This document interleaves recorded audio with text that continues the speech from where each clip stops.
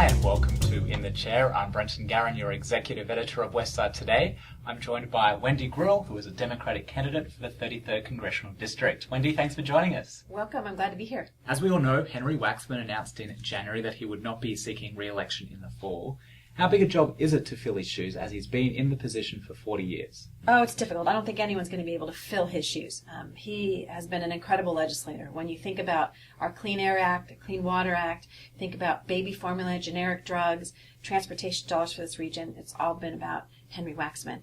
So it'll be difficult shoes to fill. I'm excited about trying to do that and believe I can get awfully close. Of course, there'll be heels, a little bit different. So it's going to be a very crowded ballot for the June 3rd primary. There's about 20 candidates.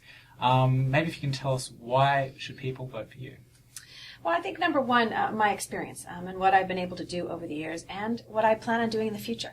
I'm talking about what we're going to do on the issues of education and environment, jobs, making sure that we have a city that isn't stuck in traffic every single day. I've had the opportunity to not only work in the private sector for DreamWorks Studios and own a family business, a building supply company, but also been a city controller, and I get how important it is to look at how the dollars are spent and make sure they're wisely spent. But I've worked in the federal government. I worked in the Clinton administration at the Department of Housing and Urban Development, really covering this entire region. Post-94 earthquake, dealing with economic development and housing issues and homeless veterans.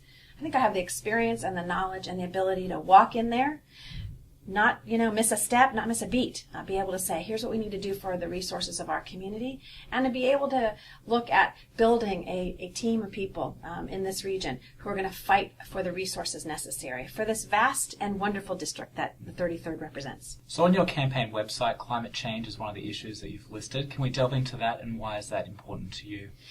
Climate change, sometimes people's eyes glaze over when you talk about climate change, but it's really about two things. It's about our future as far as economics, as well as the future of our children. I have an almost 11-year-old. I want him to be able to breathe our air. I want him to be able to not live in a world where there's drought and the kinds of things that are impacted by climate change. I've been proud to not only support AB 32 when it went forward, but also fighting and being on the front lines when they tried to take it away. Climate change is also about jobs. And when you look at the fact that we need the tax incentives to create a marketplace for us to look at the issues of making sure we have solar power, making sure that we're addressing the issue of fracking and that it's causing huge problems for this region and this state. But it's also internationally. We know that if we don't deal with this on a national and an international level, there'll be no return. So it's something very important for me, not only what I've done in the past, but more importantly what I'm going to do in the future. Let's talk about protecting open space. You mentioned earlier you're against fracking and you're also against the Keystone Pipeline. Why are these issues important to your campaign? Well, open space for me has been a big issue. As a city council member, I was able to preserve more than 1,200 acres of open space. The Santa Monica Mountains are all within this district.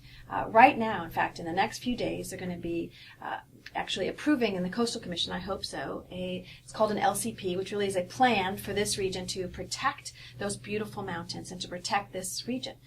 The same thing is happening on the issue of the Keystone Pipeline. I don't believe it is the way that we should go in the future, and to be able to impact all of those states. And you've heard the people who are concerned about what's going to happen to the water, what's going to happen if there's an oil spill. So I think that for me, I'm going to be a champion, not only for open space, but a champion on the environment. And can you share which part of the district you live in and what you love most about it? Yes, so I live in Brentwood. We have rented a house in that neighborhood. I've represented a large portion of this district as the city controller and as well as the regional director for the Department of Housing and Urban Development. What I love about the communities that it represents is about the fact that we have this beautiful ocean, that we represent the beautiful sands and the beautiful parts of the mountains. But it's a city that in each of these little communities represents people who are just every single day trying to get a good job and provide for their neighborhood and their community. I love Los Angeles. I was born and raised here. My father was born and raised here. We had a family business here. This is a wonderful part of this country, and I'm excited to be able to represent it in Congress. Absolutely. Well, good luck, and thank you again for joining us. Glad to be here. We'll be back next week, so don't forget to check out westsidetoday.com to see who's in the chair. I'm Brenton Garen, Westside.